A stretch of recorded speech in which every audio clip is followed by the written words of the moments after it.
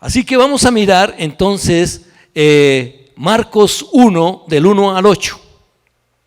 Dice: principio del Evangelio de Jesucristo, Hijo de Dios, como está escrito en Isaías el profeta: he aquí yo envío mi mensajero delante de tu faz, el cual preparará tu camino delante de ti. Voz del que clama en el desierto: preparad el camino del Señor, enderezad sus sendas. Bautizaba Juan en el desierto y predicaba el bautismo de arrepentimiento para perdón de pecados. Y salían a él toda la provincia de Judea y todos los de Jerusalén, y eran bautizados por él en el río Jordán, confesando sus pecados. Y Juan estaba vestido de pelo de camello y tenía un cinto de cuero alrededor de sus lomos, y comía langostas y miel silvestre, y predicaba diciendo: viene tras mí el que es más poderoso que yo, a quien no soy digno de desatar encorvado la correa de su calzado. Yo a la verdad os he bautizado con agua, pero él os bautizará con Espíritu Santo. Amén. Démosle gracias al Señor por esta oportunidad. Padre, te damos muchas gracias por tu palabra y ponemos, Señor de los cielos, nuestro corazón delante de ti. Aquí hay un pueblo dispuesto, Señor. Aquí hay un pueblo, Señor, que te ama, que te busca y que te anhela. Pedimos que tu palabra llegue hasta lo más profundo de nuestro corazón y que se haga vida en él. En el nombre de Jesucristo. Amén y amén. Como les decía, hoy damos inicio a una serie de mensajes basado en el Evangelio de Marcos. Las buenas noticias del Evangelio de Jesucristo. Es interesante saber que este libro nos narra el ministerio, la muerte y la resurrección de Jesucristo de una manera rapidísima, enfocándose en los poderosos hechos del Señor. Aunque el libro de Marcos fue escrito por Juan Marcos, que así era como se llamaba él, Juan Marcos, fue dictado por el apóstol Pedro. O sea, es Pedro quien habla a través de este libro.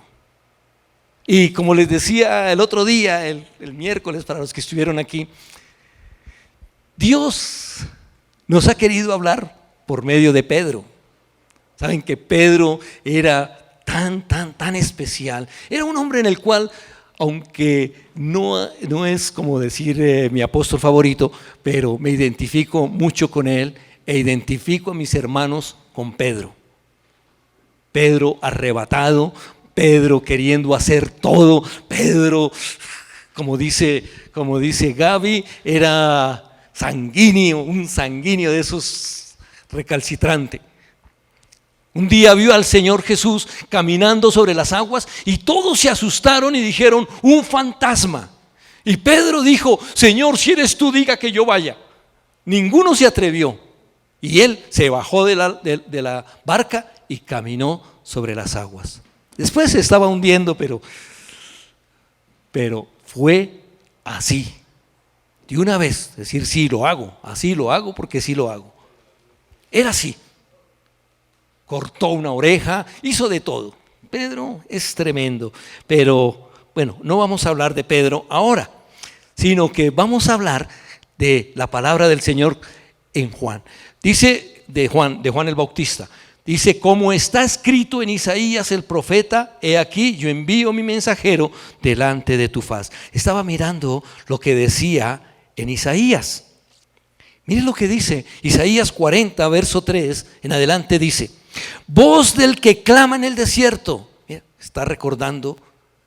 Pedro está recordando lo que decía en Isaías. Voz que clama en el desierto: preparad camino a Jehová, enderezad calzada en la soledad a nuestro Dios. Todo valle sea alzado y bájese todo monte y collado, y lo torcido se enderece y lo áspero se allane. Y se manifestará la gloria de Jehová, y toda carne juntamente la verá, porque la boca de Jehová ha hablado. Era el Señor el que nos hablaba, era el Señor el que hablaba y el que decía qué era lo que se tenía que hacer, y se estaba cumpliendo en ese momento con Juan. ¿Quién era Juan? Juan el Bautista, ¿quién era? ¿Y por qué el Señor lo prepara y lo levanta para que dé sus buenas nuevas? ¿Quién era este hombre? Dice la palabra, nos enseña en otros evangelios que cuando iba a nacer Juan, su papá, Zacarías, que era un sacerdote, ¿sabe? Él era un sacerdote y era de una casta, dice que era de la casa de Abdías. Por eso es que nosotros sabemos más o menos cuándo fue que nació el Señor Jesús, ¿sabe? Porque ahí dice que cuando ministraba Zacarías, que era de la casa de Abdías, le había tocado en suerte, y entonces le tocaba en cierto punto, cierto tiempo. Dice que entró a ministrar en el lugar santo, allí estaba ministrando al Señor, y todos estaban esperando afuera para ver qué era lo que el Señor le había hablado a Zacarías. Y cuando él estaba allí, se le aparece un ángel a Zacarías y le dice que su mujer, Elizabeth, iba a tener un hijo. Y este Zacarías, tan parecido a nosotros, ¿sabe? Zacarías era un sacerdote que amaba a Dios, un sacerdote que él se sabía todo el Antiguo Testamento de memoria. Sabía cuáles eran los ritos que había que hacerse vez tras vez. Cada vez que entraba al templo sabía que antes de entrar tenía que lavarse las manos, lavarse los pies, entrar, hacer reverencia, prender las velas, poner los panes, quemar incienso. Él sabía todo perfectamente. Amaba a Dios, pero igual que nosotros. Cuando le dijo el ángel que su esposa iba a tener un hijo, ¿qué pasó? No creyó. Imagínense que se le aparece a uno un ángel y le dice: te voy a dar tal cosa, que tú sabes que es un ángel. Y todavía, no, Señor, ¿serio? ¿De verdad? ¿Será que sí me vas a dar eso?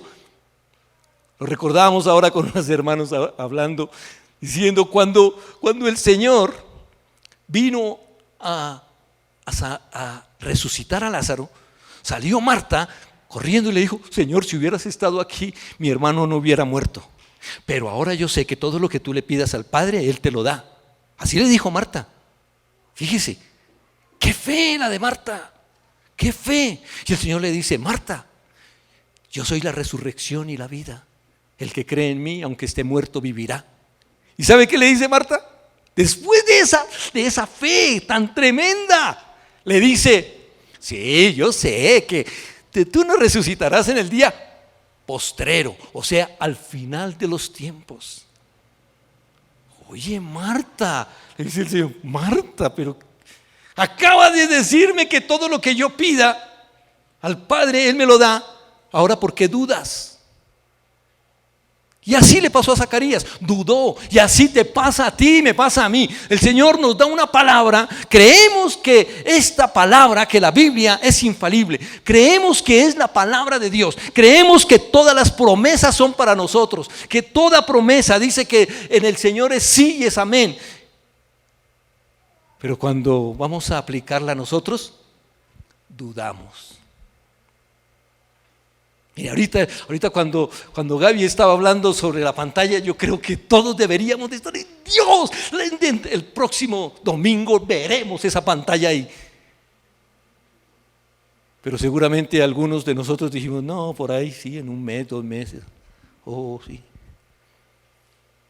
¿Por qué? Porque las promesas de Dios son sí. Si yo creo en lo que el Señor me dice, Dios lo hace en mí. Pero Zacarías no creyó. ¿Y qué hizo el Señor? Le dijo: ¿sabes qué? Por no creer, ahora te vas a quedar mudo. Era una señal de que el ángel había hablado con él, pero era más una disciplina de Dios para que no fuera a hacerles dudar a los de afuera. Él, el sacerdote, haciendo dudar a todos los que le seguían.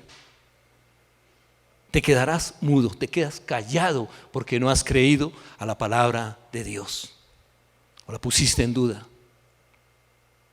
Y salió. Vino después de los 9 meses, nació Juan. Y ahora sí, ¿qué es? ¿Qué significa Juan? ¿Por qué el Señor le dijo que le pusieran Juan? Todos decían, pero no hay nadie que se llame Juan en tu casa. Todos esperaban que le pusiera Zacarías, Isaías, Jeremías, cualquier nombre de esos que tuvieran como cierta familiaridad con ellos. ¿Por qué Juan? ¿Qué significa Juan? Significa Dios es bondadoso. Eso significa Juan. Le pondrán Dios es bondadoso porque Él viene a anunciar que viene el Salvador del mundo por la bondad de Dios, porque Dios ama al mundo, a todos los seres humanos a los cuales había creado. Entonces Él le dice, soy bondadoso. Juan significa Dios es bondadoso. Bondad de Dios. ¿Quién era Juan? Juan fue el último de los profetas del Antiguo Testamento. ¿Saben? A Juan lo querían. A Juan lo respetaban como profeta. Pero Juan era un poco loco. Él era hijo de un sacerdote, por lo tanto, él tenía que ser un sacerdote, porque todos los de la familia de Aarón, todos los que eran del linaje de Aarón, tenían que ser sacerdotes. Todos. O sea que él tenía que ser un sacerdote. Pero él no quiso estar como sacerdote en el templo en Jerusalén, sino que se fue para el desierto.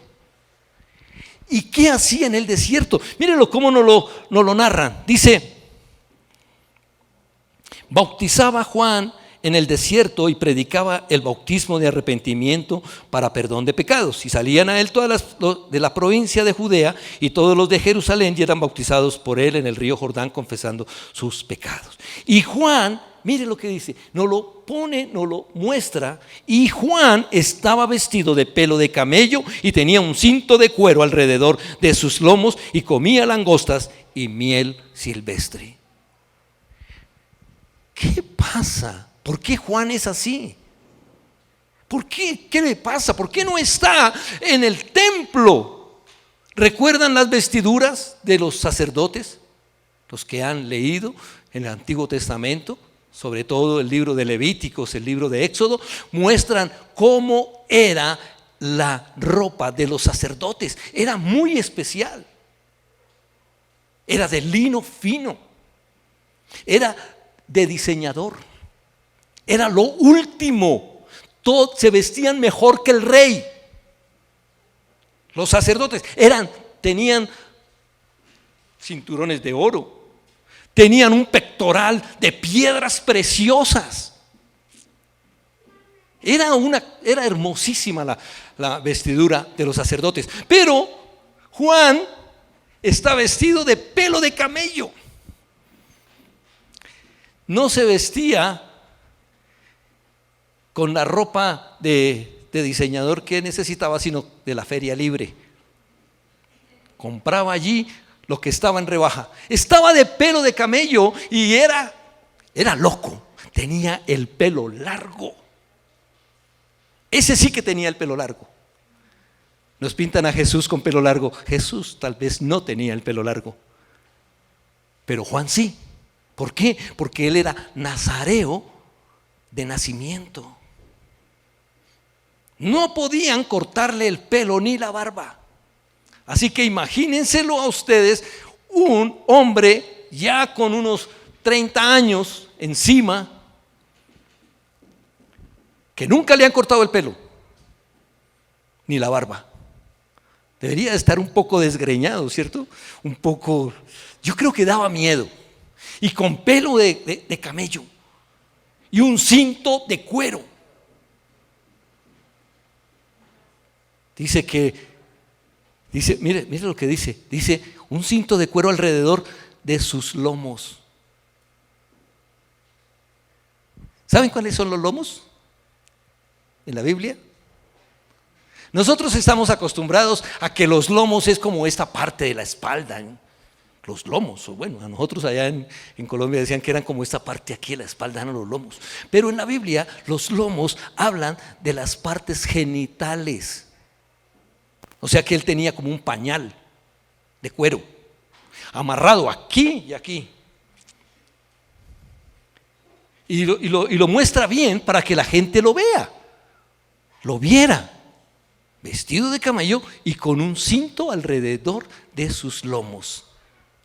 O sea que para que se viera que era. ¿Por qué? ¿Por qué no lo describen así como tan crudamente? Porque dicen, yo creo que daba espanto. Un sacerdote vestido de esa manera. ¿Y cuál era su alimento? Langosta, no de la que venden en la marisquería. Langosta y miel silvestre. Allá en el desierto no habían langostas de esas que nos gustan a nosotros, que a veces podemos comer una vez en el año, porque eso es carísimo. Comía saltamontes, langosta, insectos y miel silvestre. ¿Qué nos habla eso? ¿Y qué aplica a nuestra vida hoy en día?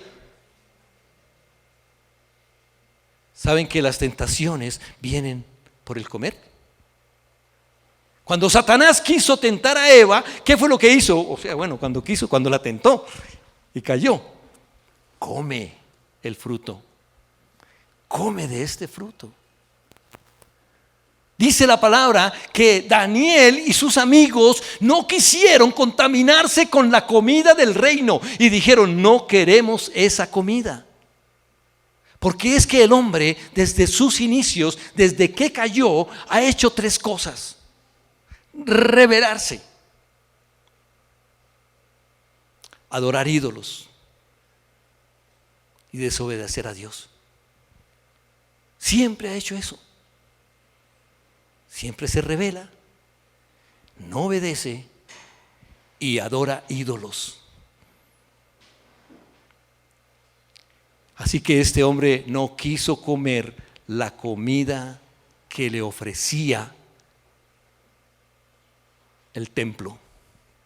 En el templo se comía muy bien, había que darle muy buena comida. Hoy en día los grandes profetas y los grandes apóstoles y pastores y todo esto, ellos comen muy bien por causa de la unción, dicen. Y si tú invitas a uno de estos grandes maestros, te van a decir, me tienes que dar esto y esto y esto de comer. Se alejó de todo eso, porque el sacerdocio, todo lo que era el sistema religioso en ese momento, allí en Jerusalén, estaba corrompido, era corrupto. ¿Saben que hasta en el tiempo del Señor Jesús hubieron dos sumos sacerdotes? Anás y Caifás. Eso no estaba escrito, tenía que ser solo un sumo sacerdote, no habían más, tenía que ser uno, pero en ese tiempo habían dos. ¿Cómo se pelearían el poder? Y él estaba huyendo de esa corrupción y salió al desierto para clamar en el desierto. Vos que clama en el desierto, preparad el camino del Señor. Y él fue a preparar el camino del Señor. Y dice, yo no soy digno. A él lo querían, a él lo aceptaban, a él lo respetaban. Y salía toda la gente de Judea y de Jerusalén para ir allá y escucharle hablar, porque lo tenían como un profeta. Un profeta que era real, tanto que hasta el rey Herodes, que era el rey que estaba en ese tiempo, le escuchaba. Dice más adelante, dice que este Herodes le gustaba escucharlo. O sea que estaba ante los reyes también. Y salía allí al desierto. En el desierto, ¿qué hay? En el desierto no hay nada. Voz que clama en el desierto, escuche pueblo. Él estaba hablándole al pueblo y el pueblo no escuchaba. Hoy en día el Señor habla al pueblo y el pueblo no escucha. Les preguntaba a los hermanos en el primer servicio, ¿saben cuál es el oficio del sacerdote? ¿Qué es lo que hace el sacerdote? ¿Cuál es el ejercicio del sacerdote? Y como a ellos les voy a cambiar la pregunta, ¿cuál es tu oficio? La palabra dice que nosotros fuimos constituidos, no que seremos, fuimos constituidos como reyes y sacerdotes para Dios su Padre. Dice que el Señor Jesús nos constituyó a nosotros como reyes y sacerdotes para Dios su Padre. O sea que si tú eres un sacerdote, ¿cuál es tu oficio? ¿Qué es lo que tienes que hacer? ¿Cómo lo ejerces?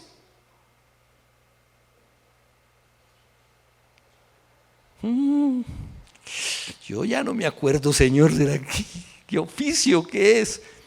A veces cuando hablamos de sacerdotes recordamos la Iglesia Católica que siempre los han llamado sacerdotes y bueno, será confesar, será sentarse en el confesionario y que vengan las personas a contarme sus pecados. ¿Qué será? ¿No saben? Pues bueno, el oficio del sacerdote, según la Biblia, lo que el Señor enseñó para el sacerdocio es que el sacerdote lleva al pueblo a la presencia de Dios y trae la presencia de Dios al pueblo. Ese es el oficio. Eso es lo que tenemos que hacer nosotros como sacerdotes. Para eso necesitamos estar constantemente en la presencia de Dios para poder llevarla al pueblo. Eso era lo que el Señor le estaba diciendo a Juan. Llévalo. Juan siempre estaba predicando, el reino de los cielos se ha acercado, vengan, y salían a él para ser bautizados por arrepentimiento. ¿Saben cómo hacían los pecadores cuando sentían ese pecado? ¿Recuerdan lo que hacían?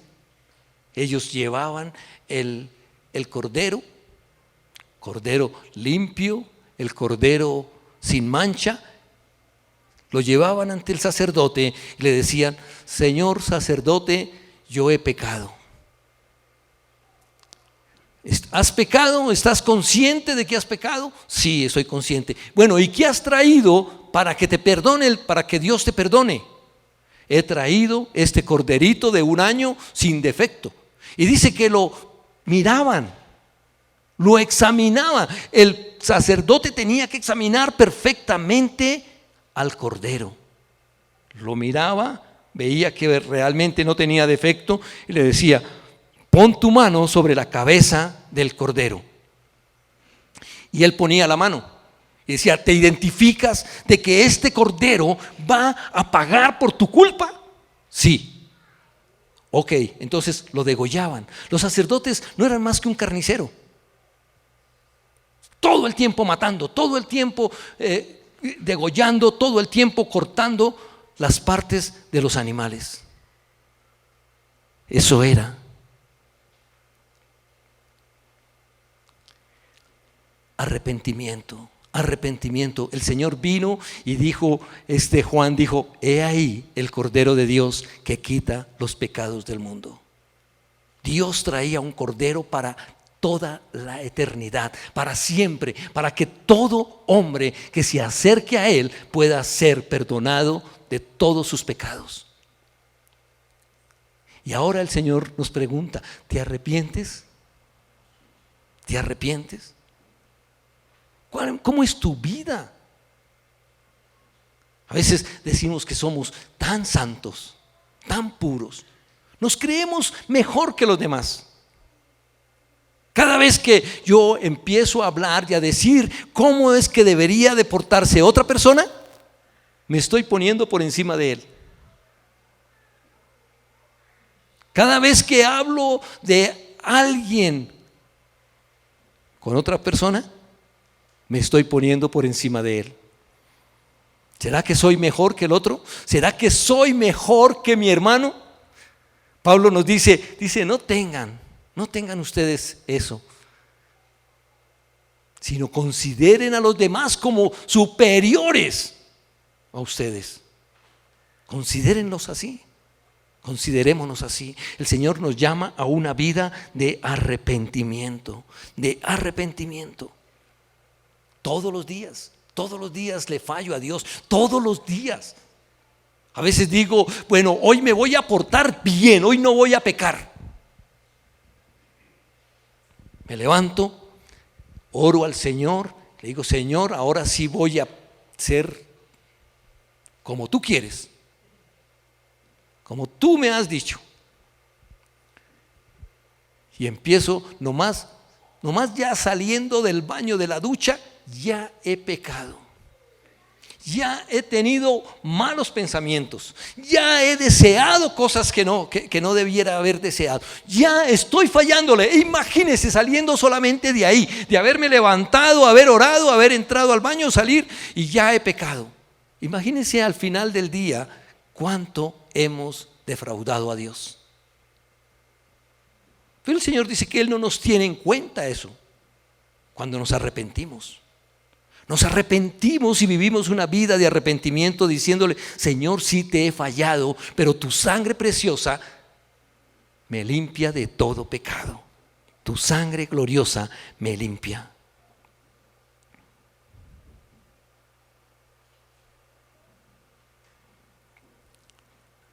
Lo único que le interesaba a Juan era que el Mesías prometido había venido al mundo y él estaba anunciándolo. Y ahora el Señor nos dice, ¿tú qué estás anunciando? ¿Anuncias que el reino de los cielos está aquí? Él decía, el reino de los cielos se ha acercado. Ahora el Señor nos dice, el reino de los cielos está en medio de ustedes. ¿Cuál es el reino del cielo? ¿Cuál es el reino de los cielos? El reino de los cielos es Jesucristo y nosotros somos parte de su reino. Tenemos que estar anunciando que el reino de Dios está en medio de nosotros. Él dijo, yo los bautizo a ustedes en agua. Cuando nosotros nos bautizamos, cuando hemos ido a las aguas y hemos sido bautizados, ¿qué estamos haciendo? Nos estamos identificando con el Señor Jesús en su muerte y en su resurrección. Cuando estamos sumergidos en el agua, estamos muertos, y cuando salimos, estamos resucitados. Y Él les dijo, yo los bautizo a ustedes en agua, pero el que viene detrás de mí los bautizará en Espíritu Santo. Así que tú y yo, que hemos creído en el Señor y hemos sido bautizados, ahora estamos sumergidos en el Espíritu Santo. El Espíritu Santo está en nosotros. El Espíritu Santo corre a través de nosotros, se mueve a través de nuestras vidas. El Espíritu Santo. ¿Sabe lo que dice la palabra de tu cuerpo? Que tu cuerpo es el templo del Espíritu Santo. Juan fue escogido de Dios para anunciar al mundo que Jesús había venido para salvar al mundo que Él había creado. Tú has sido escogido para hacer lo mismo. ¿Saben que la palabra dice que el Señor nos escogió a nosotros desde antes de la fundación del mundo? El Señor te escogió a ti y me escogió a mí desde antes de la fundación del mundo. Nos tenía predestinados para este instante, para este momento. Aquí estamos porque Él lo había planeado de esa manera. Y aquí estamos, y estamos en el Espíritu Santo. Estamos siendo guiados por Él, estamos siendo enseñados por Él. Yo te pregunto, ¿tú qué estás haciendo para honrar lo que Dios nos ha dicho que hagamos?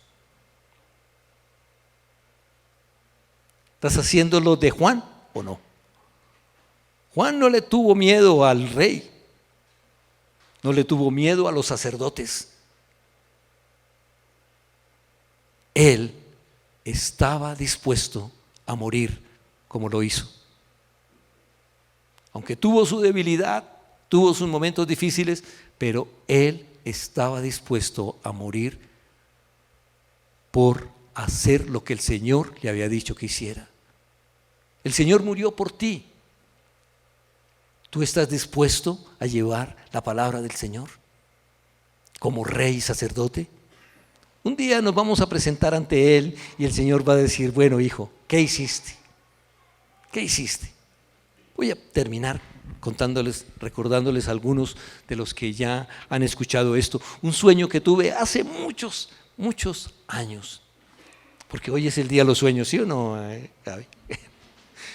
Hace más o menos como unos 20 años tal vez, yo soñé algo. Yo soñé que me moría y que fui al cielo. Y cuando estaba entrando al cielo, había salido el Señor Jesús con los brazos abiertos a mi encuentro.